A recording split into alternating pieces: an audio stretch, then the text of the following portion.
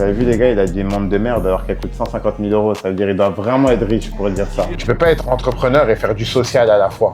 Genre on sait pas déléguer, foutre un CEO et dire c'est toi qui vas être le boss. Enfin en tout cas pour tout l'entrepreneuriat en ligne. À chier.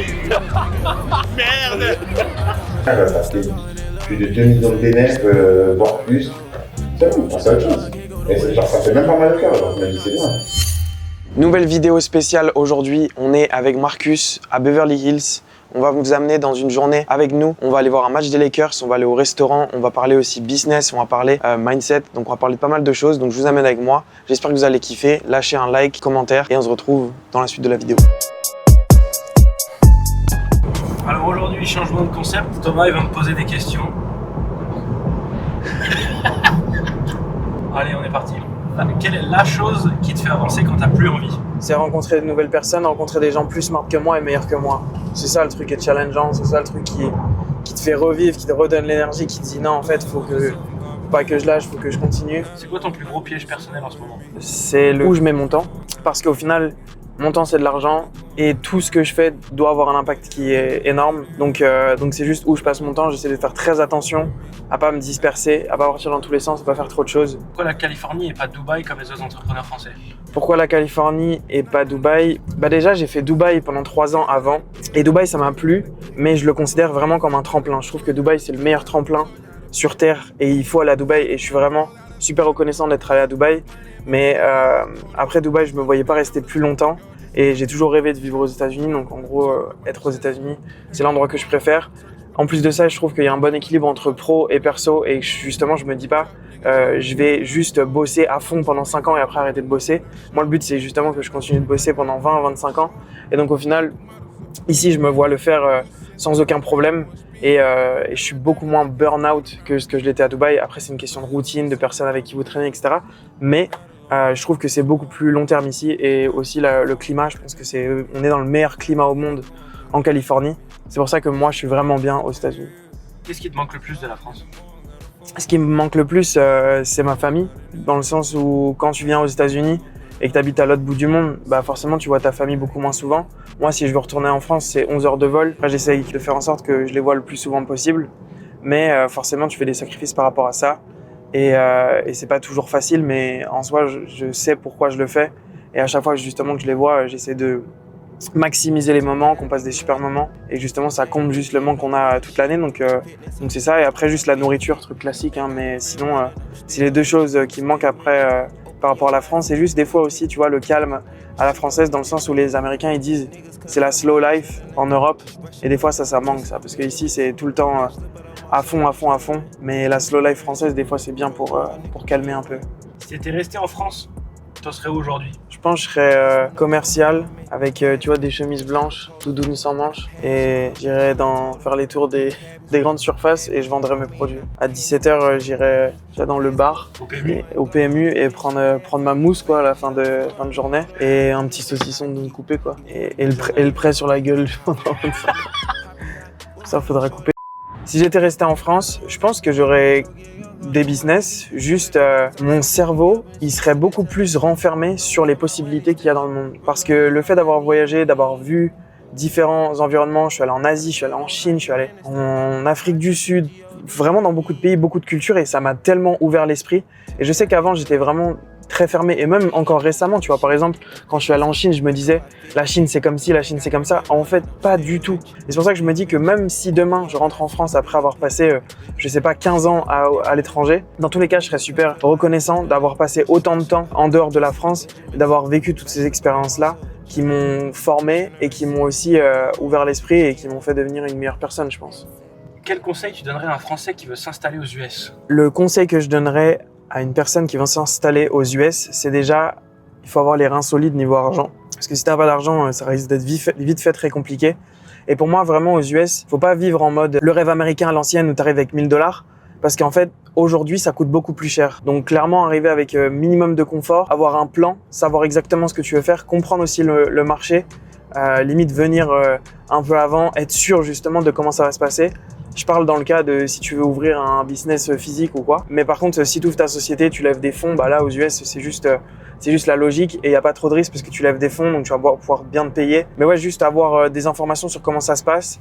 Et le rêve américain, ça existe toujours, mais juste sous différentes conditions. On va dire que si tu veux partir quelque part pour 1000 $, tu vas à Bali, quoi. Tu vas en Australie, tu vas quelque part, mais tu viens pas aux US. Quoi. Ouais, et je pense que les US, c'est bien dans un second temps. Entre Dubaï et les US, moi, je conseille 100 fois d'aller à Dubaï, même ne serait-ce que pour 6 mois, 1 an, parce que ça va te former. Tu vas faire plein de connexions et ça va te servir même aux US, donc vraiment step by step. Du coup, là, on va voir la NBA. Ouais, ce soir, on va aller voir un match. C'est un match de play-off, donc ça va être vraiment cool. Moi, je suis allé en début de saison, mais c'était des matchs qui ont peu d'enjeux. Et c'est pour ça que j'évite d'aller pendant la saison, parce qu'en vrai, il y a 80 matchs de saison régulière, donc c'est pas vraiment intéressant. Et au moins, quand tu vas à des vrais matchs, là, c'est super intéressant et tu sens la pression. Là, en plus, les Lakers, ils doivent gagner. Puis les Lakers, c'est mythique, il y a LeBron. Donc ça va être top. Du coup, on va aller voir mon associé Marcus. Lui, il est à LA là, pendant 3 mois. Et lui, Marcus, c'est un grand fan des Lakers depuis longtemps. Et c'est marrant parce que quand on s'est rencontré avec Marcus, on parlait justement du fait que moi, j'avais déjà été voir les Lakers. Lui, il kiffait trop les Lakers. Et j'ai jamais été voir un match de basket avec Marcus. Donc là, ça va être marrant. Et en plus de ça, lui, il connaît bien le basket. Moi, je suis juste un client de sport. Donc en gros, je kiffe le basket. Mais lui, il suit vraiment à fond les choses. Donc ça va être super intéressant. Du coup, ici, on est à Beverly Hills. Beverly Hills, c'est un des endroits les plus cotés de Los Angeles. De toute façon, c'est connu. Et là, on est sur la rue principale. C'est stylé, ouais. Allô? Ouais, tu m'entends? Ouais, je t'entends. Je peux me garer sur la rue? Ouais, tu peux garer dans la rue. Salut, Marcus, enchanté Martin. Il Il est grand, hein? Ouais, il est grand. Je pensais limite à une maison, genre comme Je te jure. les chambres, elles sont là. Et là, c'est la chambre d'invité. Et là, je sais pas pourquoi, ils ont mis une master bedroom avec 2 lits. Donc, C'est grave. ouais, t'as vu, comme Ah ouais, ça, en gros, c'était vraiment fait pour que vous veniez dormir ici, tu vois. En plus, je me suis dit, on va avoir 2 petits lits. Non, 2 grands lits en plus. Donc Ah, c'est bon. là, bah, c'est parfait. Hein. Parfait. T'as vu, il est vraiment bien. Avec le balcon et tout, franchement, j'ai kiffé. T'es un baiser de laisser ça. Tu sais qu'elle me manque tellement pas cette montre de merde. Ah ouais? Ah oui, c'est vrai, tu Moi, l'avais. j'avais le cadre toi en aussi. noir. Ah, c'est vrai, tu l'avais. C'est quoi? C'est une Audemars. Vous avez vu, les gars, il a dit une montre de merde alors qu'elle coûte 150 000 €. Ça veut dire qu'il doit vraiment être riche pour dire ça. Mais le truc qui est dur, je trouve que c'est que même, genre nous, quand tu regardes tous les entrepreneurs européens, je trouve, ou même juste français, tout le monde opère toujours dans sa boîte. Genre, on sait pas déléguer, foutre un CEO et dire c'est toi qui vas être le boss. Enfin, en tout cas, pour tout l'entrepreneuriat en ligne. Bah après, j'ai l'impression qu'il y a un gros problème avec l'entrepreneuriat en ligne. C'est que, bah, on en parlait souvent, c'est qu'on sait pas, c'est dur de trouver des bons A-players. Genre à chaque fois, moi, bah regarde, toi pareil, moi pareil, tous les projets que je vois qui marchent pas, c'est parce que je suis pas dessus. Le seul projet où j'ai réussi à pas être dessus et qui a marché, c'est Copify. Sinon, tous les autres projets où je suis pas dessus, ça marche pas. Parce que c'est trop compliqué d'avoir un autre A-player comme toi. Nous, on s'est bien trouvé. Mais, Ouais, genre, mais le problème de ça, c'est que tu feeds aussi genre ta croyance de te dire sans moi, ça fonctionnera pas. Ouais, non, mais c'est vrai. En fait, moi, je veux bien le croire, hein, mais c'est juste que c'est dur à trouver et c'est vraiment le plus dur. Parce que j'ai l'impression que les A-players, ils sont durs à trouver et souvent les A-players, ils essayent de créer leur propre boîte. Je pense que c'est pour ça qu'il faut se positionner en mode... Moi, je pense que je vais changer un peu mon positionnement où justement, je dis genre, j'aide à faire scaler, tu vois. Et justement, pour avoir ces opportunités-là de gens qui viennent... Parce que quand tu regardes Digifil, par exemple, c'est parce que j'ai dit je cherche à investir dans des marques e-com. Et je l'ai répété pas mal de fois. Donc du coup, au final, j'ai eu l'opportunité. Mais je pense que si tu fais le même principe où tu dis j'investis dans des boîtes qui ont du gros potentiel, les mecs ils bookent des calls, ils arrivent, tu vois. Hier, j'avais un mec en consulting qui fait 5K MRR, il me demande des conseils pour scale.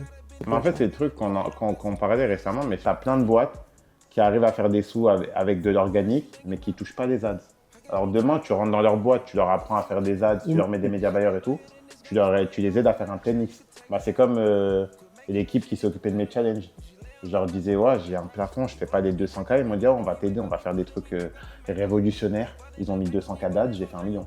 Quand tu as un bébé que tu as fait de l'organique, tu as du mal à payer pour des ads parce que tu n'as pas le même ROS. En fait, ça change toute une boîte. Tu n'as pas le même retour sur investissement, tu n'as pas l'habitude de mettre de l'argent. Au début, tu vas en perdre. Bah, mais on a un peu ce problème avec Copify en vrai. Et il y a trop de boîtes qui ont du mal à passer. Mais c'est pour ça qu'au final, si tu as du recul là-dessus, tu peux être justement le mec comme toi, l'équipe qui a aidé sur le challenge, à te dire non mais t'inquiète, moi j'ai la vision, fais-moi confiance, genre ça va bien se passer, tu vois. I hate the weed too hard.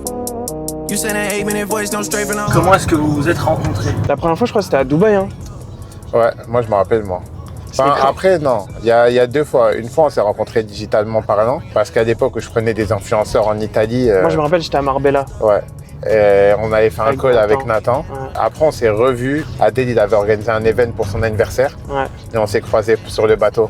Et je te jure, c'est notre première interaction, elle m'a marqué. Tu sais pourquoi? Parce que moi, à l'époque, j'avais aucune gestion financière. Bon, j'en ai toujours pas, mais c'est beaucoup mieux maintenant. Et à l'époque, genre sur Snapchat, tu te rappelles, j'étais en folie et tout. Et je m'en rappelle, tu m'as regardé et tu m'as dit, mais en vrai, de vrai, pour dépenser comme ça à Miami, tu dois avoir au moins 600 000 € de côté, non? Et moi, dans ma tête, j'ai dit, ouais. Mais dans ma tête, je me suis dit, mais j'ai même pas 10% de la somme qui vient me dire, putain, je suis vraiment un con, en fait. Et en fait, mais moi, c'était la... Tu sais que je me rappelle même pas de ce truc. Moi, ça m'avait marqué. Parce qu'en fait, ce jour-là, je me suis dit, en fait, t'es vraiment un zouave. Mais c'était la première fois, en vrai, que moi, je plug avec des entrepreneurs. Ouais. Parce que quand je suis arrivé avant Dubaï, j'étais vraiment, en fait, en mode dropshipper avec mes amis. On a tous quitté le quartier ensemble. Et c'était vraiment la première fois que je vois des gens qui font autant de sous de moi, voire plus. Mais tu sais que moi, justement, j'avais eu le même effet, mais juste un tout petit peu avant toi, où quand je suis arrivé à Dubaï, moi, c'était en novembre. Non. En novembre, ouais. Ouais, je me rappelle. Et en novembre, pareil, j'avais la même claque, où en gros, je rencontrais des gens qui faisaient plus que moi et qui étaient plus riches que moi, et je me disais, wow, genre eux, ils sont dans une autre planète. Et le truc aussi qui est marrant, c'est qu'au final, on a fini coloc. Mais en vrai, coloc, Ah oui, c'est vrai. Coloc même pas forcé, genre. Ah, c'est vrai en plus. Là, on est au match des Lakers. En gros, c'est les playoffs en ce moment. Les playoffs, c'est un match où c'est le premier en 4. Donc, il faut gagner absolument les 4 matchs. Donc, c'est le premier qui arrive à 4 points. Et donc là, actuellement, les Lakers, ils perdent 2-0. Et ils peuvent revenir à 2-1. Et potentiellement, ils ont le 4e match qui est à domicile aussi. Donc, en gros, c'est un match super important. Et il faut qu'ils gagnent. Donc là, il y a grave la pression. Et on voit justement, dès qu'il y a un bruit, même on essaie de parler avec la caméra, en vrai c'est impossible, on n'entend rien, il y a trop de bruit. Niveau expérience fan aux US, c'est une dinguerie. Donc là on a tous un t-shirt pour les playoffs, je sais pas si c'est un stylé. Nice ain't getting no sleep, got a man machine on the floor. X big stripping on the pole, young bitch stand on stroll. Came through coach. Moi personnellement, ce que j'adore vivre pas loin de Los Angeles, c'est qu'on peut vivre des expériences de ouf, il y a tout le temps. Là par exemple, dans 2 ans, il y a les JO en 2028, il y a la Coupe du Monde en 2026. Donc là, dans 1 mois, la Coupe du Monde commence. Et on voit justement que partout dans la ville, ça commence déjà à s'activer. Donc en vrai, c'est top. Et puis le sport aux US, c'est tellement énorme au niveau des événements. Et même, je trouve que c'est super inspirant en termes de marketing ce qu'ils font pour justement fidéliser, pour donner envie de revenir. Ouais, ils te donnent des t-shirts, ils te donnent plein de trucs.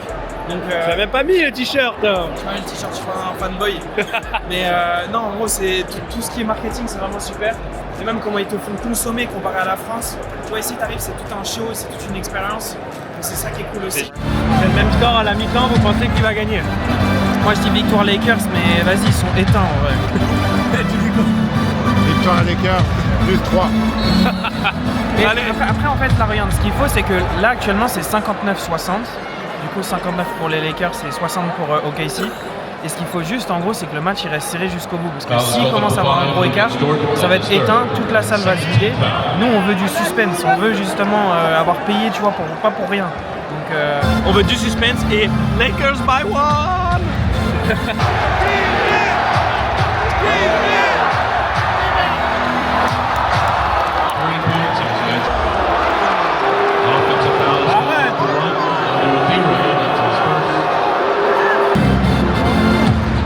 il y a 8 points, les Lakers perdent de 8 points là. On peut avoir une réaction à chaud sur le scénario du match et ce qui se passe là. Rien ne se passe comme prévu. Je ne sais pas quoi dire. L'équipe manque clairement d'expérience lors de ce match. They come back from down a point at halftime to win 131-101. Il est dépité. Le match en un mot. Pitoyable. Pitoyable. Désespérant. À chier. Merde. Fin du match, défaite des Lakers. Donc là, en gros, il y a 3-0, donc c'est fini. Et on voit tous les supporters qui sont dépités. C'était archi marrant parce que tu vois toutes les réactions des gens qui savent qu'en gros, il faut juste attendre la saison prochaine et que cette année, il va rien se passer. Mais en vrai, c'était une belle expérience. Et moi, ça faisait longtemps que je n'étais pas venu. Même toi, c'était ta première fois. Marcus, il a kiffé le moment, mais maintenant, il est... Belle expérience de quoi? On a payé pour perdre. Merde alors. Voilà. C'était un petit match aux Lakers. Et on va aller essayer de réconforter Marcus, parce qu'on sait que là, c'est dur. Là. Les pires erreurs sur Copify que vous avez faites, combien ça vous a coûté en argent et en temps? On n'a pas fait trop d'erreurs.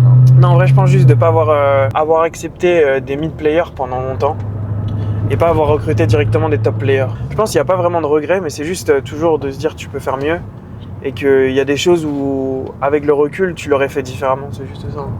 Vous avez dit que Copify, vous ne l'auriez pas vu durer aussi longtemps, mais dans 3 ans, vous le voyez ça comment? La chose qui est en train de changer actuellement, c'est l'IA, et il y a vraiment des nouveautés toutes les semaines. Donc c'est assez difficile déjà de dire à 1 an à quoi ça va ressembler. Moi, ce que je pense, c'est qu'au final, juste ça va devenir un encore plus gros assistant aux e-commerçants, sachant qu'aujourd'hui, le but, c'est justement que tu puisses voir la data du marché, voir toi ta propre data, et que tu puisses, avec Copify, justement, questionner, pouvoir savoir justement qu'est-ce que tes concurrents font, qu'est-ce que tu pourrais faire mieux, qu'est-ce que tu fais pas, et avoir du recul sur tes datas. Là, on rentre là-dedans, et je pense que le futur, ça va être justement d'avoir un vrai partenaire qui te donne des conseils, parce qu'au final, les gens qui se lancent dans l'e-commerce, ils ont beaucoup d'informations, mais des fois pas des informations qui sont précises par rapport à leur business. Alors que là, le fait d'apporter justement des conseils qui soient basés sur leur business et basés sur leurs metrics, bah, ça leur permettra d'avoir plus de résultats et d'être encore meilleurs sur toutes les parties du SaaS. Il y a 3 niveaux de conversation. Tu as genre en gros le truc de comment ça se passe ta journée? Oh, ça va, ça se passe bien. Après, tu as le deuxième level où genre, tu rentres un peu plus dans le détail. Ça va, ça se passe bien, mais il y a ce truc-là qui me dérange. Après, tu as le troisième level qui est genre les top 5%, et eux, ils disent le but que quand on vient en mastermind, il faut que tu te mettes justement dans ce mindset-là de tu vas aller chercher les top 5% qui sont inconfortables quand on parle, mais au final qui te font évoluer. Et en gros, genre pour toi, c'est quoi les trucs justement où peut-être tu t'es pas menti à toi-même, mais genre en gros, il y a des trucs où tu pousses depuis trop longtemps, où ouais, genre t'es pas 100% honnête avec toi-même, et que en gros, t'aurais pu te dire, t'aurais pu accélérer si justement t'étais un peu plus honnête avec toi-même et que tu te serais dit, vas-y. Bah moi, c'est le même problème que j'ai sur Copify.